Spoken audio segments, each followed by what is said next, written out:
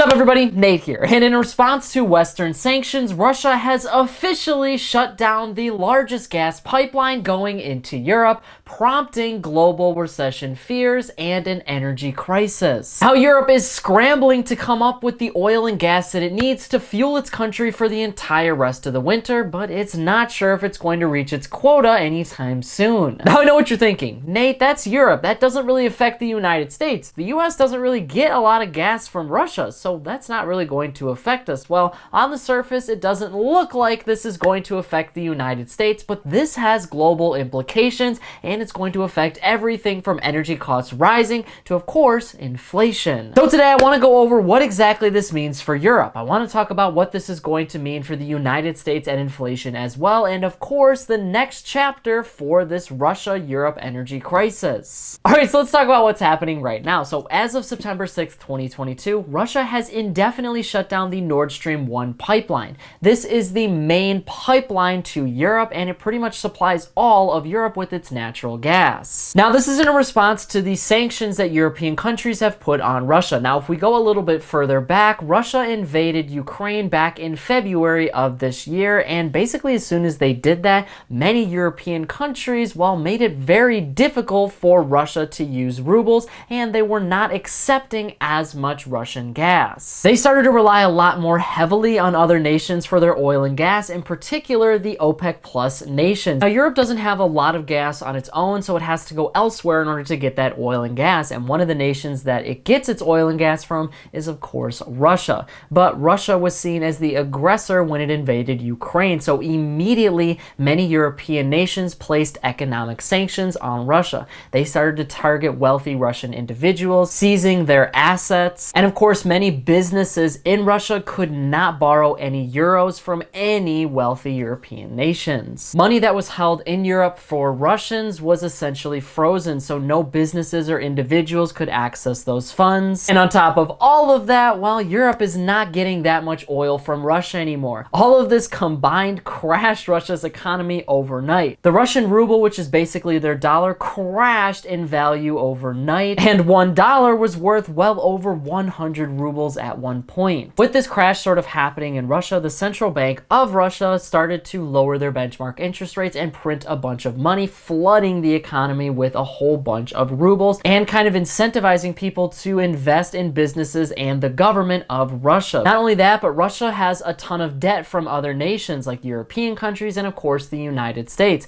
They said they have plenty of money in order to pay off all of those debts, but they wanted to do so in rubles. This would make the ruble go up in value, but all of these other countries though basically said no, you cannot pay your debts back in rubles. So Russia is potentially on the verge of a complete default at this point. As the war has sort of progressed though, the United States has come out and said that it's banned all Russia imports of oil. So we are not getting any more Russian oil here in the United States, and immediately that kind of made gas prices go up in the country. Not only that, but Europe did a similar thing, except for they were still taking a ton of Russian oil and gas. They are much more heavily dependent on it, so they can't just cut it off cold turkey. Instead, they said by the end of this year, they want to be completely done with it, finding other sources for their oil, but right now they're not really able to do so. But to speed things up even more, Russia has officially shut off all oil and gas to the country as of today. Right off the bat, this is threatening a recession in Europe because now they're not going to have enough energy to supply all of their people and get them through the entire winter. They're basically scrambling right now to find underground energy and of course through the OPEC nations, but they're not sure that they're going to be able to get enough to comfortably use throughout the entire winter, so there could be some rationing coming for every single country. That is ultimately going to make the price of gas rise in Europe because they simply just don't have enough in order to meet demand. Most European countries through the entire winter use a lot of this natural gas in order to heat their homes too, so without that, well, that's going to hurt businesses and it's also going to hurt consumers. And most likely inflation is going to rise in Europe because many Europeans spend a lot of their money on all of these energy costs. And with that going up, along with a lot of other things like food and shelter costs, well, that means that everything is about to get a lot more expensive in Europe. But what about the United States? Well, like I said before, the US doesn't get a ton of oil and gas from Russia, so on the surface, it doesn't really seem like it's that big of a problem, but this is a huge problem for us, and it most likely means that oil and gas prices are going to go up across the globe, and that affects us too. What this means is now Europe is going to have to rely even more heavily on other nations in order to get its oil and gas. It's going to have to print a lot more money to do so, but that's a separate problem. With it relying a lot more on other countries, well, then that means those countries can't produce as much oil for the United States. We've had sort of a lull in gas prices over the last couple months in the US, basically sitting at around $3 to $4 a gallon, but they're likely to go up in the coming months. And here at home, energy costs comprise of around a third of the consumer price index, which is how we measure inflation on a month-over-month basis. And with energy prices going up, well, then that could mean that the entire inflation number also starts to rise as more and more Americans spend more money on gas, just heating their home or fueling their cars. Now, this is kind of an interesting situation for inflation to rapidly start kicking back upwards in the United States, because we're in a really bad spot between the economy and, of course, the Federal Reserve.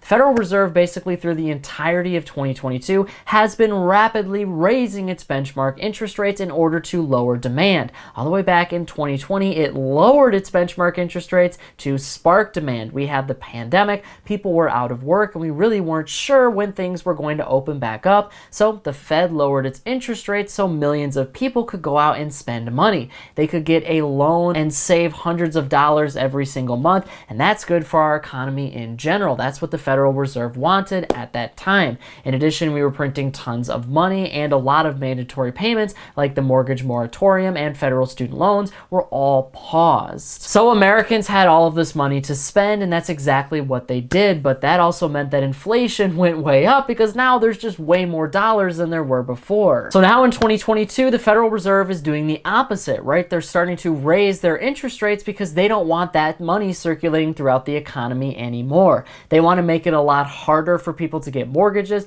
They want to make it a lot harder for businesses to grow and expand, because that is what all feeds into inflation. Their next few meetings are going to be very important for the future of our economy because they're going to determine whether we're in a recession or not. If the Federal Reserve just keeps interest rates at the level that they are right now, well, then inflation is going to continue to stay really high. It's going to stay at 7, 8, or 9%. If they raise their interest rates a lot, well, then inflation is going to come down, but you also risk a recession because now nobody can get a loan, businesses can't grow, and people are just not spending enough money in order to grow your economy. And of course, if they lower their interest rates, well, that has a bigger and more drastic effect on our economy because now our money is basically worthless and it's the reserve currency of the world. If other countries don't really want our money because it's useless and we just keep printing more, well, then nobody is going to hold US dollars and it's going to lose even more value. So what I'm getting at is if we start to see gas prices going up in the United States, and I mean going way up, almost towards $150 per barrel, right now they're right around $100 a barrel,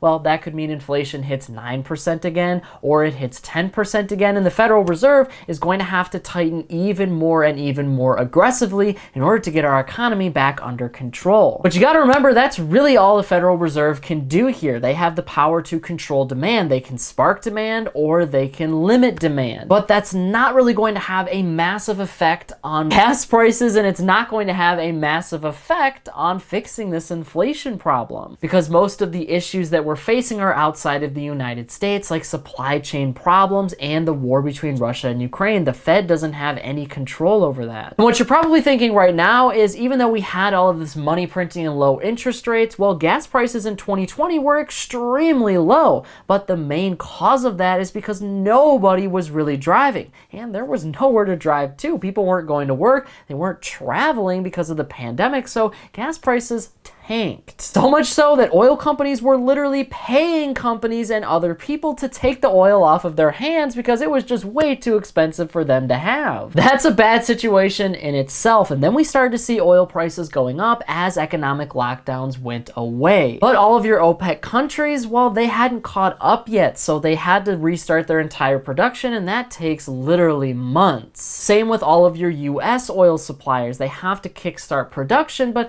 that doesn't happen overnight. It takes a while to actually refine the oil and then transport it to where it needs to go. I will say in the US this year, we have been very fortunate as a lot of our oil refineries in the Gulf have not had a lot of bad storms or other weather that has taken them out of commission. We've been really lucky to avoid tropical storms and hurricanes because of that, but that could change any day. And now in 2022, we're facing a totally different situation than we were in 2020. More Americans are going back into the office. More Americans are starting to travel again, and that means demand for oil is going up, and natural gas prices are also starting to rise because of things like the war between Russia and Ukraine. And it's a tough situation for everybody throughout the world because we still have this really big dependence on oil, but we don't want to just double down on it and start drilling way too much because that's not the future that the entire world wants to go in. They want to go towards more renewable energy sources, so they don't want to spend billions of dollars right now trying to drill for more oil when in 10 to 15 years from now, we're not going to need as much as we need today. So what exactly is coming next for this energy crisis for not only Europe, but the entire world? Well, Russia is basically playing a global game of chicken with Europe right now. They're basically waiting for Europe to cave in and remove all of their sanctions on the country. But I really just don't think that Europe is going to go for this. Same for the United States. And I think this is a really interesting time in basically human history because this is an opportunity for Europe and the United States and all of these other countries who are against Russia to come up with new innovative ways to bring energy to millions upon millions of people. And they don't really have a choice. They can't exactly start working with Russia again after everything that they have done and everything they've said about them. It's obviously not going to happen overnight, but the OPEC nations are probably going to have to increase their supply, and that means inflation gets higher for Europe and of course the United States as gas prices and natural gas prices go way up. And it's going to be interesting the relationship that Russia has with China in all of this because now Russia is going to send all of this extra oil that it was going to send to Europe to China, which means gas prices in China could actually go way down because they just have an overabundance of it. Although China might not want a lot of this oil because they have a lot of economic lockdowns. I mean, I guess they could put it in their reserves, but how long is that going to last for? In addition, they have a debt crisis of their own and a lot of other economic problems. So are they going to spend billions of dollars on gas right now? Well, maybe. That leaves Russia basically by itself with nobody to sell gas to and an economy that is slowly starting to crumble. And it really just comes down to who is going to crumble first, the United States and Europe or Russia. But now I want to hear from you on this issue. What do you think about this potential global energy crisis coming sometime soon? Do you think that Russia will eventually turn the Nord Stream pipeline back on, or do you think that they will keep it off indefinitely and the entire rest of the world is going to have to get really creative on how it gets its energy? Whatever your thoughts are, leave a comment below before you go. But that is it for today's business and financial news breakdown. Thank you so much for watching. If you want to stay up to date with all the top business and financial news from around the country, our team puts together a free daily newsletter, and you can subscribe to it by clicking the link in this corner right here. And if you want to stay up to date with me and everything else happening in the business and financial world, I'm putting out updates 7 days a week over here on this channel, and I've actually got another one ready for you right here, so be sure to check that out before you go. That is it for me, everybody. Be kind out there, and I'll see you all in the next one.